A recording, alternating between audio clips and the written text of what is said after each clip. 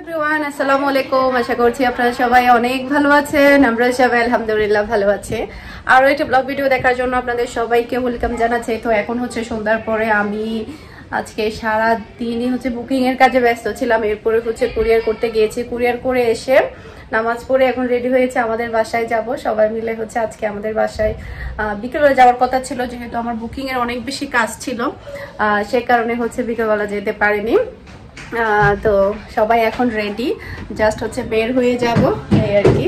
আর মিহি, মাহি, আশপি ওরা তিনজন হচ্ছে সেম টু সেম ড্রেস পরেছে, যেটা আমি কিনে দিয়েছিলাম কয়েকদিন আগে। তো এখন হচ্ছে আমরা মানে বেশিক্ষণ থাকবো না, আমরা খুব তাড়াতাড়ি চলে আসবো। জাস্ট হচ্ছে 1 ঘন্টা মতো থাকবো, একটু ঘুরতে যাচ্ছি এই আর কি। তো ঠিক আছে, তাহলে এখন বের হওয়া যাক।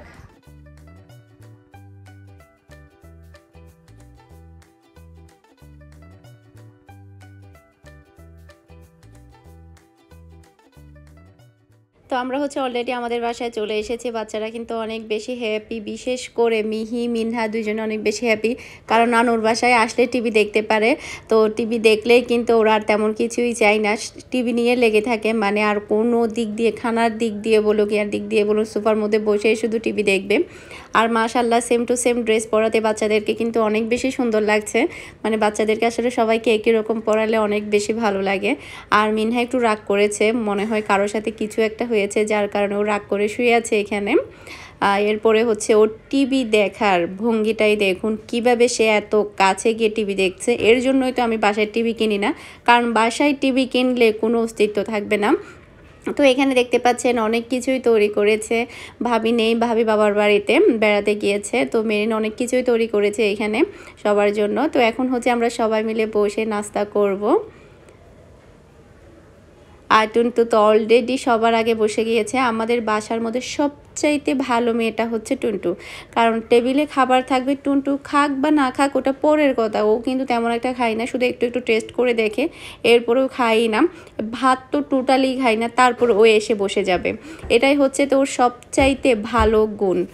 এখানে হচ্ছে মেরিন থাই স্যুপ তৈরি করেছে, পাকোড়া তৈরি করেছে, অন্তন রোল, তারপরে হচ্ছে হালিম, তারপরে হচ্ছে পায়েস, এরপরে হচ্ছে আরও কি কি যেন তৈরি করেছে, সবগুলোই অনেক মজা হয়েছে। তো এখন হচ্ছে আমরা সবাই মিলে খাবো। আর হচ্ছে আমরা তাড়াতাড়ি বাসায় যাব, কারণ আমার বাসায় কাজ আছে। নর্মালি দেখা যায় কি আমার বিজনেসের কারণে আমি কিন্তু খুব একটা বেশি বাইরে গিয়ে টাইমও দিতে পারি না, কারণ খুব তাড়াতাড়ি আমার চলে আসতে হয়। তো থাই স্যুপটা আমার কাছে অনেক ভালো লেগেছে। মেরিনের হাতে থাই স্যুপ কিন্তু অনেক বেশি মজা হয়, ও কিন্তু সবসময় বাসায় তৈরি করে থাই স্যুপটা। চিকেন আর হচ্ছে চিংড়ি দুইটাই দেয়, দুইটা দিয়ে তৈরি করে। তবে রেস্টুরেন্টটা অন্যরকম স্বাদ। রেস্টুরেন্টে হচ্ছে বিভিন্ন রকমের ওরা টেস্টিং সল্ট বা মানে অনেক মানে ইয়েও ইউজ করে, মজাটা মানে একদম জিহ্বার সাথে লেগে থাকে এরকম আর কি। বিভিন্ন রকম বিরিয়ানিতেও কিন্তু এই ধরনের ইয়াগুলো, কেমিক্যালগুলো ইউজ করে। তো বাচ্চারা বসে বসে টিভি দেখছে, এদিকে হচ্ছে আমরা সবাই মিলে নাস্তা করছি। তো এটা হচ্ছে পায়েস। সবচাইতে আমার কাছে পায়েসটা অনেক ভালো লেগেছে, পায়েসটা মজা হয়েছে। এরপরে হালিমটাও মজা হয়েছে, সব কিছুই মজা হয়েছে, অনেক ভালো লেগেছে। আসলে আমাদের বাসায় আসবো করে আসা হচ্ছে না, অনেক দিন ধরে প্ল্যান করছিলাম আমাদের বাসায় আসবো, তবে টাইমটাই হচ্ছে না, বিশেষ করে আমার টাইমটাই হচ্ছে না। আমি যেমন ধরুন আজকেও কিন্তু বিকালবেলা আসার কথা ছিল, সেখানে আমার বের হতে সন্ধ্যার পর হয়ে গিয়েছে, মানে একদম মাগরিবের পরেই বের হয়েছে, যেখানে কিনা বিকালবেলা আসবো, একটু বেশিক্ষণ সময় থাকবো, সেটাও পারিনি। তো এখন হচ্ছে আমি হালিমটা খাচ্ছি। আমি একদম সব কিছু থেকে খেয়েছি, খেয়ে একদম অবস্থা খারাপ। আসলে আমাদের বাসায় আসলে অনেক দিন পরে আসি, তো নাস্তা টাস্তা যাই দেখে সবই ভালো লাগে, আর সব কিছু মজা করে তৈরি করে, যার কারণে কোনোটাই বাদ দেই না, সব কিছুই খেতে থাকি। এরপরে হচ্ছে এখন আমরা সবাই মিলে চা খাচ্ছি।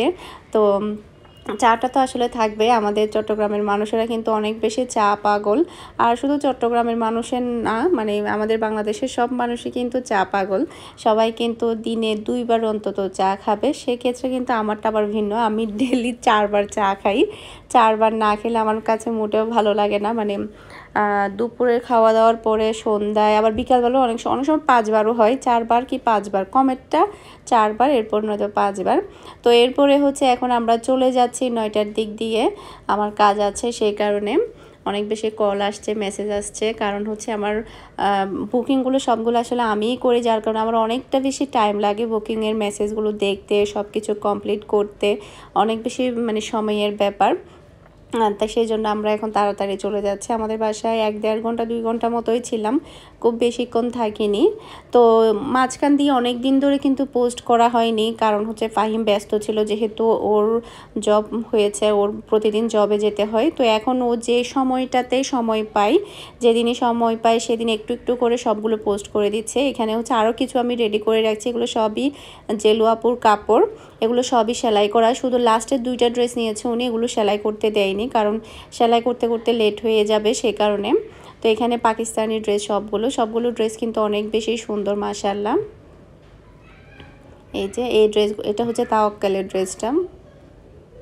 তো এগুলো সবই একসাথে প্যাকিং করে রাখবো। ওনার ভাইয়ের বউয়েরও ড্রেস আছে, সবগুলো এক প্যাকেট করে তারপরে পাঠাবো, কারণ ওনাদের 2 জনের ড্রেসগুলো আমি একসাথে পাঠাই। এগুলোর ওড়নাগুলো কিন্তু অনেক বেশি সুন্দর, আর বেশিরভাগ হচ্ছে কটন ওড়নার ড্রেসগুলো নিয়ে থাকে ওনারা সবসময়। আসলে মালহার ড্রেসগুলো নিয়ে থাকে, যেহেতু এগুলো মেশিনে ওয়াশ করা যায় আর কোয়ালিটি ফুল থাকে, ভালোভাবে ইউজ করা যায়, পরেও আরাম পাওয়া যায়। আর যারা কিনা দেশের বাহিরে নিয়ে যায়, সবসময় আমি এটাই বলি যে এই ব্র্যান্ডের বা পাকিস্তানি ড্রেসগুলো নিয়ে যাওয়ার জন্য। এটাও কিন্তু অনেক বেশি সুন্দর। এগুলো সবই আসলে আমার এখন বর্তমানে একটাও নেই, সবই সেল হয়ে গিয়েছে, একটাও নেই এখান থেকে, মানে যা যা ড্রেস দেখতে পাচ্ছেন এখানে। তো এগুলো হচ্ছে আপুর, এরপরে হচ্ছে এগুলো সবই হচ্ছে আপুর ভাইয়ের বউয়ের। এখানেও কিন্তু অনেকগুলো ড্রেস আছে, উনি একটাও ড্রেস সেলাই করেনি, ওগুলো সবই ওখানে গিয়ে উনি নিজে সেলাই করবে। এখানে অরিজিনাল পাকিস্তানি বিন সাইজের ড্রেস আছে। এরপরে হচ্ছে লোন যে কাজ করা যে ড্রেসগুলো এসেছিল খাবের, সেখান থেকে উনি 2টা নিয়েছে। অনেকগুলো ড্রেস আছে এখানে, তবে একটাও সেলাই করা না, সবগুলো সেলাই ছাড়া। খাবের এখান থেকে নিয়েছে উনি 3টা। এরপরে হচ্ছে বাটিকও নিয়েছে, তারপরে তাওয়াক্কাল, এরপরে হচ্ছে এটা মাহাজালের গুলজি ব্র্যান্ডের। এই যেগুলো সবই পাকিস্তানি, মালহা, ফেরদৌস, গুলজি, আসলে এগুলোর মধ্যে 2-3 ব্র্যান্ড থাকে একই প্রাইসের, একই কোয়ালিটির মধ্যে। আরও কয়েকটা ব্র্যান্ড আছে, সেগুলোর নাম আমি ভুলে গিয়েছি, তবে কাপড়ের কোয়ালিটি, কাপড়ের দাম কিন্তু সেম টু সেমই থাকে। তো এটা হচ্ছে তাওয়াক্কালের। এই ড্রেসটা অনেক বেশি ডিমান্ডফুল ছিল আমার পেজে, এটাও ছিল। আর এই সবগুলো ড্রেস কিন্তু একদিনে নেয়নি, যে মানে আজকের ভিডিও থেকে এটা ভালো লেগেছে, এরপরে কালকের ভিডিও থেকে ওটা ভালো লেগেছে, এভাবে করে করে কিন্তু এতগুলো ড্রেস একসাথে হয়েছে। এভাবে পাঠানো হয় কাস্টমারদের ড্রেসগুলো। তো এটাও কিন্তু তাওয়াক্কালের ড্রেস। এরপরে হচ্ছে বিন সাইদের অরিজিনাল একটা নিয়েছে আপু, এই যে এটা হচ্ছে বিন সাইদের অরিজিনালটা, মানে বাংলা মানে পাকিস্তানি অরিজিনালটা আর কি। এই যে, তো এগুলো সবই হচ্ছে একটা বস্তা ভরে নিব। তো এটা হচ্ছে পরের দিনের ভিডিও, 2 দিনের ভিডিও আমি একসাথে আপনাদের সাথে শেয়ার করছি। আর আজকে হচ্ছে ভাবি নিজের হাতে পিৎজা তৈরি করেছে, মানে একদম সব কিছু নিজেই করেছে। আমাকে বলছিল তুমি কিছুই দেখাবে না, জাস্ট হচ্ছে ওভেনের প্রিপারেশনটা দেখিয়ে দেবে, আর বাকি সবগুলো উনি করেছে। মানে ডো থেকে শুরু করে, পিৎজা মেক থেকে শুরু করে, সব কিছু সাজানো থেকে শুরু করে সব কিছুই উনি করেছে। তো ডোয়ের পরিমাণটা একটু বেশি ছিল, তো একটা রুটির পরিমাণে ডো বেঁচে গিয়েছিল, তো ওটা দিয়ে হচ্ছে এখন আমি বাটার নান তৈরি করে নেব। ফার্স্টে হচ্ছে জাস্ট একটু ছেঁকে নেব, এরপরে হচ্ছে বাসায় বাটার আছে, হোমমেড বাটার, আমি একটা পেজ থেকে অর্ডার করেছিলাম, তাও আবার আমার ভিউয়ার্স আপু সেল করে, বাটারটা অনেক ভালো ছিল। তো তো একটু বাটার দিয়ে দেবো। আমার কিন্তু খুব একটা বেশি বাটার ইউজ করা হয় না, তারপরও আমি এনে রেখেছি, যে কোনো সময় ইউজ করা যায়। তো একটু হালকা ছেঁকে তারপরে হচ্ছে উপর দিক দিয়ে বাটারটা লাগিয়ে নেব, তখন দেখা যাবে রুটিটা আরও বেশি সফট হয়ে যাবে আর খেতেও ভালো লাগবে। আর আপনারা চাইলে এভাবে কিন্তু তান্দুরি চিকেনের সাথেও খেতে পারবেন, ঘরের তৈরি মানে বাটার নান বা নান রুটি তৈরি করে তারপরে হচ্ছে বাটার দিয়েও কিন্তু খাওয়া যায়। আর হচ্ছে করা যায়, শর্মাও তৈরি করা যায় এভাবে। তো বাটারটাকে একটু হালকা করে করে মাখিয়ে নিলাম, এরপরে অপর পিঠও কিন্তু সেমভাবে আমি করে নেব।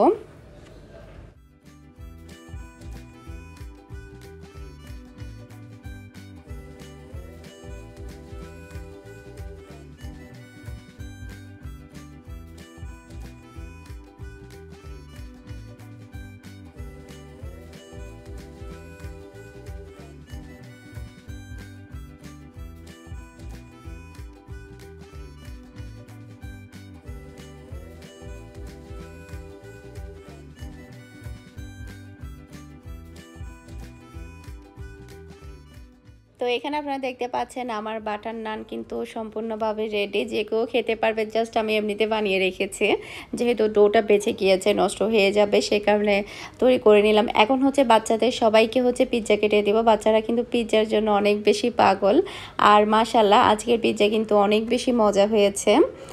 ভাবি কিন্তু ফার্স্ট টাইম তৈরি করেছে পিৎজা। এর আগে নাকি হাতিয়ার মধ্যে তৈরি করেছিল, চুলার মধ্যে, মানে এমনিতে প্লেটের মধ্যে দিয়ে, তখন নাকি অত বেশি ভালো হয়নি। কারণ চুলার মধ্যে বেক করা আর ওভেনের মধ্যে বেক করা কিন্তু অনেক বেশি তফাৎ। সেটা কেকের ক্ষেত্রে হোক, বনের ক্ষেত্রেই হোক, কিংবা পিৎজার ক্ষেত্রেই হোক, অনেক বেশি ডিফারেন্ট হয়। তো আজকে যেহেতু আমার এখানে ওভেন আছে, উনি একদম সম্পূর্ণ নিজেই তৈরি করেছে এটা, আর অনেক বেশি মজাও হয়েছে। তো এখন হচ্ছে বাচ্চাদেরকে কেটে দেব। আর বাচ্চারা কিন্তু পিৎজা পেলেই হয়, আর কোনো কিছুই চায় না, ওদের আর কোনো কিছুরই দরকার হয় না, কোনো নাস্তারও দরকার হয় না।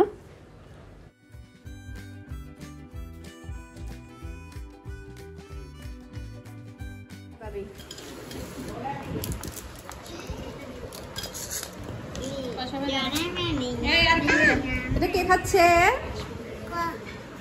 হ্যাঁ আসবে নাও।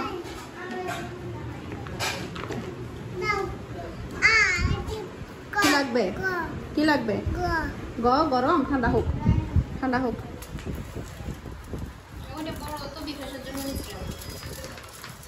বিপাশা খাই না।